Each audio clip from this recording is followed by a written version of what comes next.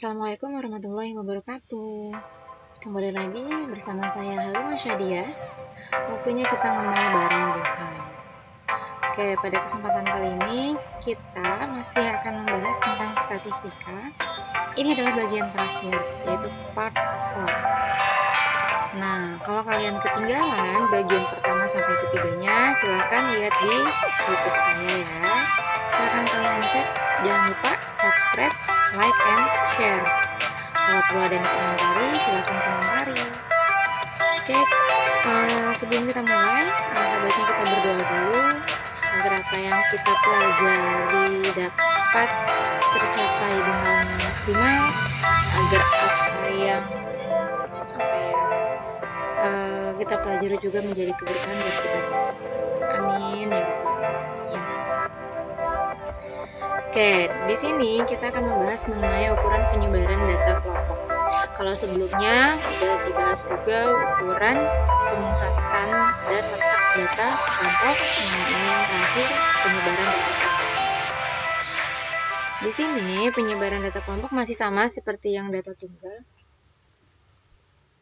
Masih ada jangkauan antar kuartil atau hamparan, ada simpangan kuartil, langkah, pagar luar, pagar dalam, ragam atau varian, simpangan baku atau standar deviasi, dan simpangan rata-rata. Nah, ini rumusnya hanya sedikit yang berbeda. Ya, yang tetap sama persis itu ini, jangkauan antar kuartil, simpangan kuartil, langkah, pagar dalam, pagar luar, itu sama persis, tidak berubah sama sekali seperti data tunggal. Nah, oke, kita bahas yang berubah, yang ada perubahan sedikit itu adalah jangkauan atau range. Kalau di data tunggal, kita tinggal menuliskan jangkauan itu adalah X max dikurang X min, yaitu datum terbesarnya dikurang datum terkecil. Nah, untuk mencari datum terbesar, datum terkecil di data kelompok, itu saya mengambil sumber dari buku 1000 pena. Itu di sini ada tepi atas yang paling terakhir dikurangin dengan tepi bawah yang paling pertama atau yang paling awal. Itu, ini saya ambil ini. Tapi kalau misalkan kalian menemukan ada yang menuliskan batas atas terakhir dikurang batas bawah terakhir, ya monggo. Oke, tapi saya di sini bersumber bukan di sini saya bersumber dari 1000 pena. Gitu. Jadi ini bukan asal saya sendiri ya rumusnya. Kemudian di sini ada ragam atau varians. Kalau sebelumnya kita di sini tidak ada FI-nya, ya kalau di data tunggal, dan di bawahnya adalah N. Nah, sekarang di sini ada FI. Sigma FI dikali XI min X bar kuadrat per sigma V. Simpangan bakunya sama, tinggal ditambahin akar. Nah, ini ada simpangan rata-rata. Simpangan rata-rata itu jadi gini cara ngingetnya. Kalau ragam dikuadratin berarti nggak punya akar. Simpangan baku ada kuadrat, ada akar. Simpangan rata-rata tidak punya kuadrat, tidak punya akar, tapi dia punya mutlak. Itu sebenarnya isinya sama. Sigma Fi, Xi min X bar per sigma V. Isinya sebenarnya sama ketiga ini. Bedanya yang itu tadi. Ragam, kuadrat, simpangan baku punya semuanya, punya kuadrat, punya akar. Simpangan rata-rata nggak punya semuanya, dia hanya punya mutlak. Oke, kita mulai di contoh soalnya. Di sini ada contoh pertama. Contoh yang saya gunakan itu sama seperti di part 3, tapi bedanya pertanyaannya saya ubah. Yang pertama, tentukan jangkauan nil ya. Kemudian yang kedua, tentukan simpangan bakunya. Yang ketiga, tentukan simpangan rata-ratanya. Jangkauan itu tadi kan berarti X max dikurang X min nih. Yang tadi saya tulis yaitu tepi atas terakhir dan tepi bawah awal. Masih ingat dong tepi atas dan tepi bawah?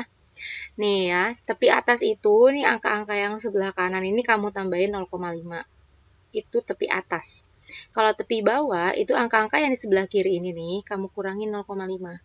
Nah, tapi yang kita butuhin hanya tepi atas terakhir, berarti yang di sini. 30 ditambah 0,5 jadi 30,5. Dan tepi bawah yang paling awal, berarti yang paling atas, yaitu 11 dikurang 0,5 jadi 10,5.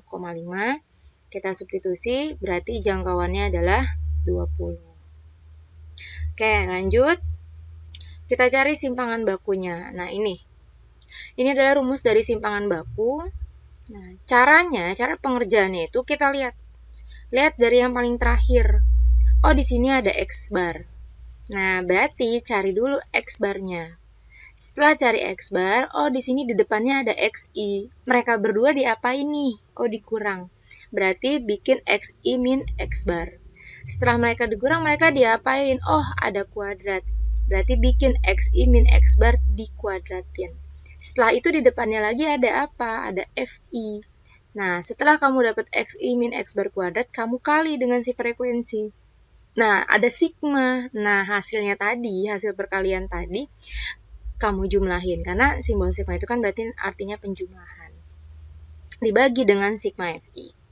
Nah, kita mulai dari X bar. Masih ingat kan cara mencari X bar? Nah, kita pakai tabel bantuannya ini.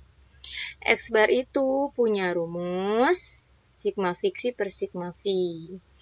Fiksi F-nya udah punya, nyari XI, masih ingat ya, 11 tambah 15 kita bagi 2, hasilnya 13. Ke bawahnya mau pakai cara seperti tadi nggak apa-apa, tapi karena di sini intervalnya masih ingat ya, 16 kurang 11, atau bisa juga 20 kurang 15, itu 5, berarti kita tinggal tambahin aja 5 ke bawah.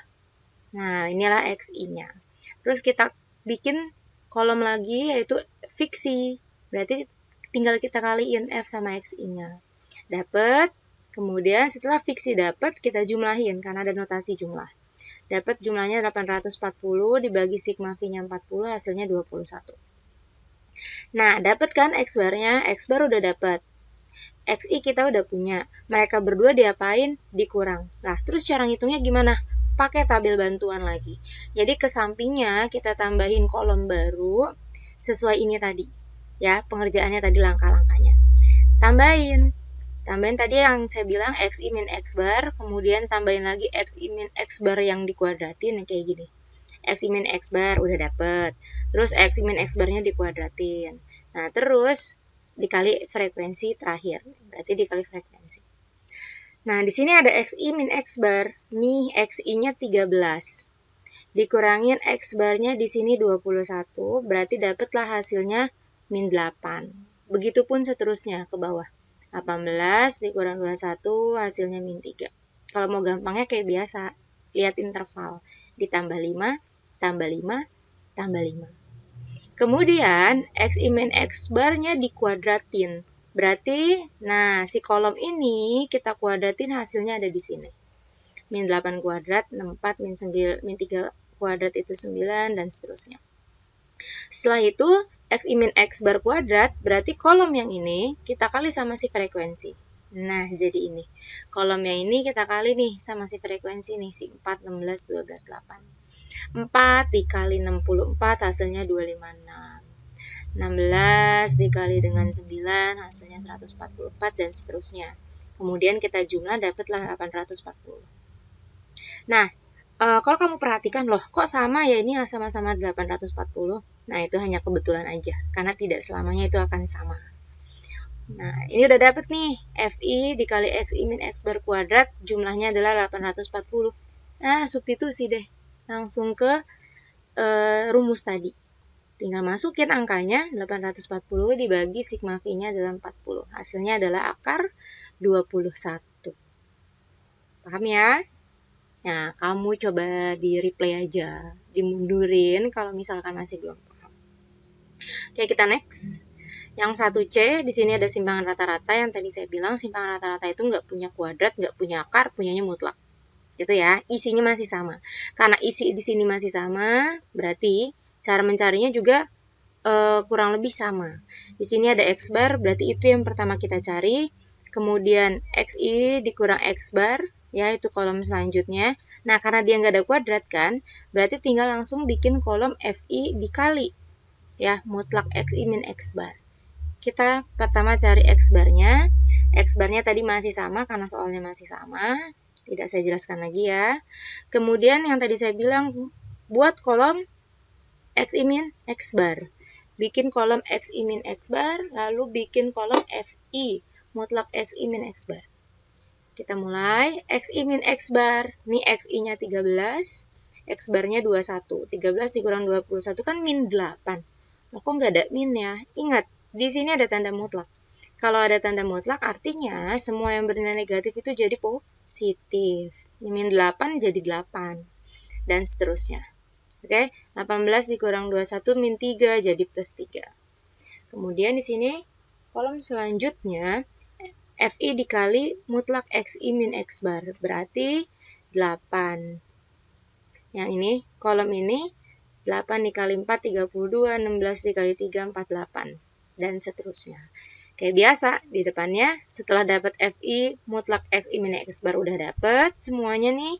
Ya, udah dapat nih, udah kita hitung semuanya, lalu ada sigma, berarti kita jumlahin. Jumlahnya adalah, berapa ini? 160. Nanti kita bagi dengan sigma V-nya adalah 40. Berarti hasilnya adalah 4. Gampang kan? Jadi intinya kita pakai tabel bantuan aja untuk mempermudah ya. Tabel bantuannya selalu bentuknya seperti ini. Jadi kamu tinggal ingetin aja. Cara urutannya itu pengerjaannya kita bacanya dari belakang. Gitu. Oke? Seperti biasa. Terakhir pasti saya berikan latihan soal buat tahu kemampuan kamu seperti apa. Dan tolong kalau bisa kerjain dulu sendiri. Oke? Tanpa meminta bantuan teman ya. Atau meminta bantuan Mbah Google. Iya. Jadi coba kerjain dulu sendiri. Nah, kalau kamu mau tahu ke teman kamu sama atau enggak gitu aja. Bukannya tinggal jiplak-jiplak. Kalau kayak gitu nantinya kamu nggak akan bisa-bisa. Sayang ya. Oke, di sini ada 2 pertanyaan. Yang pertanyaan pertama itu datanya dalam bentuk tabel distribusi frekuensi. Yang ditanya adalah jangkauan ragam dan simpangan kuartil. Yang kedua, datanya dalam bentuk histogram. Kamu disuruh menentukan simpangan rata-rata. Selamat mengerjakan dan selamat belajar dari rumah. Tetap semangat, sehat, dan ceria selalu. Itu aja.